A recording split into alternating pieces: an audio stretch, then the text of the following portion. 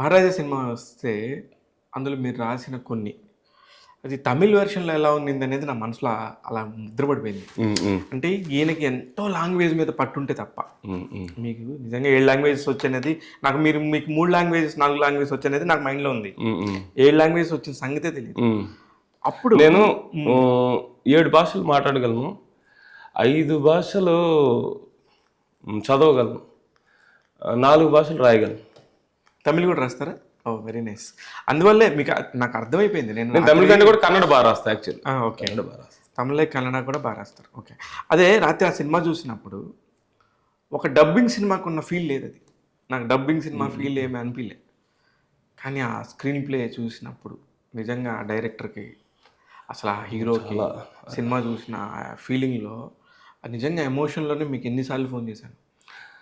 లేదు అది యాక్చువల్లీ నేనెంత బాధపడ్డాను, నరకయాతన ఏమిటంటే నాకు సినిమా నేను ఆల్రెడీ నెల ముందే చూసేసాను, రాయాలి కాబట్టి చూసాము. అది చూసిన వెంటనే ఇది ఒక హిట్ అన్నది నేను ఎందుకో నాకు అంటే నా డెసిషన్ కరెక్ట్ అయితే ఇది సూపర్ హిట్, నా డెసిషన్ కరెక్ట్ మైండ్లో ఉండిపోయింది. కానీ అది ఎవరితో షేర్ చేసుకోలేను, ఎందుకంటే ఒక ప్రొడ్యూసర్ నన్ను హైర్ చేసుకున్నాను.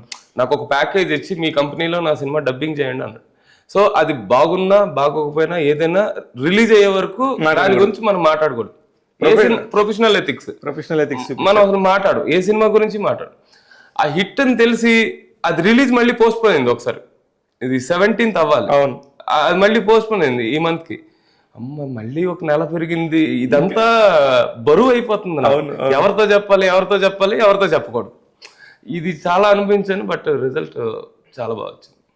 కానీ ఒక సినిమాకి ఏం కావాలి? ఒకటే ఒక సినిమా తీసాడు అతను అంతకుముందు. అవును, ఆ డైరెక్టర్ నితిలన్. ఏం కావాలంటే సినిమా బాగా తీయాలనే ప్యాషన్ కావాలి ఫస్ట్, దానికి తోడుగా మంచి ప్రొడ్యూసర్ కావాలి, వీళ్ళిద్దరిని నమ్మి ఒక మంచి హీరో కావాలి. As a writer, as a music director ఈ సినిమాలో ప్లస్లన్నీ ఏమనుకుంటున్నారని మీరు? అండ్ నాకు యాక్చువల్లీ ఈ సినిమాలో మైనస్ ఏం కనిపించలేదు, ఎందుకంటే అందరూ బాగా వర్క్ చేశారు. డైరెక్ట్ అంటే స్క్రీన్ ప్లే మనకి స్టార్టింగ్ ఒక 5 నిమిషాలు ఏం చేస్తాడు అన్న ఫీలింగ్లో వెళ్ళిన మనకి అలా ఆ సినిమాలో ఉండిపోతాం మనం. మనకి విజయ్ సేతుపతి కనిపించడు, ఎవరు నాకు మహారాజా ఏదో డబ్బా పోయిందని వస్తున్నాడు, అసలు ఏంటిది ఆ మూడ్ లోకి వెళ్ళిపోయి అసలు ఇంటర్వల్ పీక్, సెకండ్ హాఫ్ ఇంకా పీక్స్కే పీక్స్. ప్రతి ఒక్క సీన్ కూడా వాడు ఫస్ట్ 20-25 మినిట్స్ తర్వాత ఏంట్రా వీడు మానసిక రోగా, ఒకే విషయంలాగా చెప్తున్నాడు, మొండోడా తిక్కలోడా, ఇలాంటి ఒక సైమిల్టేనియస్ తీసుకొని తమిళోళ్ళే ఎందుకు ఇలా చేస్తారు, మనం ఎందుకు చేయలేకపోతున్నాం అనే ఆర్టిస్ట్గా కూడా. ఇప్పుడు మీరు సినిమా చూస్తే ఎన్ని రోజులు తీసారు నాకు కరెక్ట్గా తెలీదు, బట్ ఒక 60-70 రోజులైనా వర్క్ చేసి ఉంటారు డెఫినెట్గా, 100%. ఇంకెక్కువ చేసి ఉండొచ్చు మీరు. ఒకే ఎమోషన్ని ఆ మనిషి మొహంలో అన్ని రోజులు క్యారీ చేయటం అంటే, మధ్యలో ఆయన వేరే సినిమాలు కూడా చేసుకుని ఉండొచ్చు, ఇంకెన్ని పనులు. అది ఎంత గొప్ప విషయం. ఒక క్యారెక్టర్లోకి మళ్ళీ షార్ట్ రెడీ అనగానే మహారాజాలోకి వచ్చేస్తే అది మామూలు విషయం, చాలా తక్కువ మంది చేయగలరు. అది చెప్తాను. అతను ఇది బోర్ కొడుతుందేమో, ఆడియన్స్ రిసీవ్ చేసుకుంటాడా లేదు అనేది అన్ని ఆలోచించకుండా తను నమ్మిందని డైరెక్టర్ ఏం చెప్తే చేసాడు, అదే సక్సెస్. నేను సినిమా చూస్తున్నాను సేపు అసలు దీన్ని డబ్బింగ్ కాకుండా రీమేక్ చేస్తే మన దగ్గర హీరోలు ఎవరెవరు ఉన్నారని చెప్పి ఒక 100 మందిని ఎత్తుకుంటా, ఒక్కళ్ళు లేరు. ఎందుకంటే ముందు ఆ మంగళ షాప్లో పనిచేసే ఒక మంగళ క్యారెక్టర్ చేయాలంటే రారు ముందుకి, మన వాళ్ళకి నామోషి. అంటే ఇక్కడ నేను ఎవరిని ఇక్కడ ఏదో విమర్శించాలని వ్యతిరేకించాలని కాదు, ఒక మంచి సినిమాలు రావట్లేదని బాధ.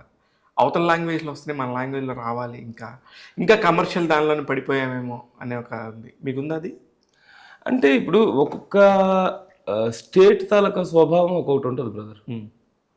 ఇప్పుడు అదే చెప్తున్నా, నేను తప్పట్లేదు, తప్పను కాదు. అంటే ఇప్పుడు మనం ఉదయాన్నే ఒక ఇడ్లీయో దోశ తినడానికి ఇష్టపడతాం, కన్నడలో పోహా తినడానికి ఇష్టపడతారు, లేకపోతే ముంబైలో బ్రెడ్ జామ్ తినడానికి ఇష్టపడతారు. ఉదయాన్నే బ్రెడ్ ఏంటరా అంటాం మనం. సో ఒక్కొక్క ఏరియాకి ఒక్కొక్క భౌగోళిక లిమిట్స్తో పాటు మానసికంగా లేకపోతే సాంస్కృతికంగా కొన్ని ఉంటాయి. దానికి ఎడిక్ట్ అయిపోయి ఉంటారు, తెలియకుండా ఎడిక్ట్ అయిపోయి ఉంటారు వాళ్ళు. సో ఇప్పుడు దాని నుంచి బయటకు మన వాళ్ళు కూడా చాలా మంది సినిమాలు తీశారు, అది వేరే విషయం. నేను చెప్తున్నా అదే, ఎప్పుడన్నా ఒకటి రావటం కాదు, ఇట్లాంటి వీళ్ళు నెలకు ఒకటి వస్తూనే ఉన్నాయి వీళ్ళ దగ్గర నుంచి, ఏదో ఒక హీరో దగ్గర నుంచో, ఒక డైరెక్టర్ దగ్గర నుంచో, ఒక ఆర్టిస్ట్ దగ్గర నుంచో, ఎవరు లేకుండా కొట్టే బ్యాంక్ వేరే అన్న. తెలుగుడే అసలు తప్పు అన్నట్లే అన్న. నేను మీకు చెప్తుంది ఆ క్యారెక్టరైజేషన్ ఎందుకు తీసుకోలేకపోతున్నారు అనేది నా బాధ, అంతే, వేరే ఏమంటలా. అఫ్ కోర్స్ ఇంకా దాని గురించి పక్కన పెడదాం. అసలు వసంత్ అనే అతను సడన్ గా ఇప్పుడు మీడియా పెరిగినాక ఇప్పుడు సర్ప్రైజ్ ఎలిమెంట్ గా కాదు, ఒక టైం నుంచే ఒక పెద్ద టాప్ మోస్ట్ ఫ్యామిలీ నుంచి వచ్చిన అతను. నాకు ఒక్కసారి మీ నోటితో నాకు అన్నీ తెలుసు, మీరేంటి, మీరు ఎంత గొప్ప ఫ్యామిలీ నుంచి వచ్చారు, మీ తాతగారు ఎవరు, ఆయన ఎన్ని 100 సినిమాలు చేశారు సంగీత దర్శకుడిగా, ఆయన ఎన్ని హిట్లు కొట్టాడు అనేది నాకు తెలుసు. అసలు నాకేం సంబంధం లేదు, మీరు చెప్పండి. తాతగారు సచిన్ గారు అండి, మ్యూజిక్ డైరెక్టర్ సచిన్ గారు. ఆయన 680 సినిమాలు చేశారు, తెలుగు, తమిళ్, కన్నడ అన్ని కలిసి. సో నాకు అమ్మ వైపు తాతగారు. వాళ్ళ అబ్బాయి త్రినాథ్ గారు అని బాబాయ్ అవుతారు నాకు. సో ఆయన నన్ను ఇండస్ట్రీకి తీసుకొచ్చింది ఆయనే. ఆయన వైలిన్ వాయించేవాడు, మణిశర్మ గారి దగ్గర కండక్టింగ్ చేసేవాళ్ళు. మణిశర్మ గారు ఆయన వీళ్ళందరూ ఫ్రెండ్స్ చిన్నప్పటి నుంచి చెన్నైలో. సో త్రినాథ్ గారు ఇండస్ట్రీకి తీసుకొచ్చారు. తీసుకొచ్చాక ముందు నేను రైటర్గా వెళ్ళి అది కరెక్ట్గా కుదరక మళ్ళీ మ్యూజిక్లోకి వెళ్ళినప్పుడు నన్ను మణిశర్మ గారి దగ్గర పెట్టారు. మ్యూజిక్ రైటర్ శ్రీ గారు, చక్రవర్తి గారు అబ్బాయి దగ్గర చాలా సంవత్సరాలు వర్క్ చేశాను. నేను తమిళ్, మలయాళం, కన్నడ అందరు మ్యూజిక్ రైటర్ల దగ్గర వర్క్ చేశాను. అప్పుడే ఈ భాషలన్నీ నాకు వచ్చి అదే నేను ఇప్పుడు ఒక రీ రికార్డింగ్ ఉందనుకోండి, త్రివేంద్రం వెళ్ళిపోయి ఒక 2 నెలలు ఉండిపోయేవాడు. ఇప్పుడు బెంగళూరులో ఒక రీ రికార్డ్ మోనాలిసా అని ఒక సినిమా కన్నడ 3 నెలలు బెంగళూరులోనే ఉన్నాం రీ రికార్డింగ్. మోనాలిసా అప్పట్లో చాలా సంచలనం, అప్పట్లో హిట్. ఇంద్రజిత్ లంకేష్ అని ఆయన డైరెక్షన్ ప్రొడ్యూసర్. సో ఆ సినిమాకు 3 నెలలు బెంగళూరులోనే ఉన్నాం.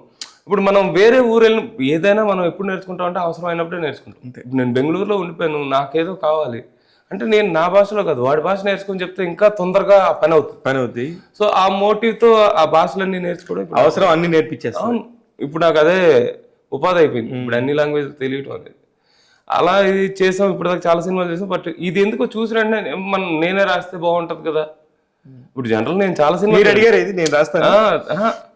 వాళ్ళు మనకి ఇచ్చింది ప్యాకేజ్ నా కంపెనీకి, అందులో ఎవరు రాస్తారు అనేది వాళ్ళకి అనవసరం, మీకు వాళ్ళకి సంబంధం లేదు. బేసిక్ గా వాళ్ళేమో రైటర్ని వాళ్ళని ఎవరిని కాదు. ఈ సినిమా నాకు తెలుగులో బాగా ప్రొఫెషనల్ గా చేసి ఇవ్వండి, తెలుగు డైరెక్ట్ సినిమా లాగా ఉండాలి, ఇంతే.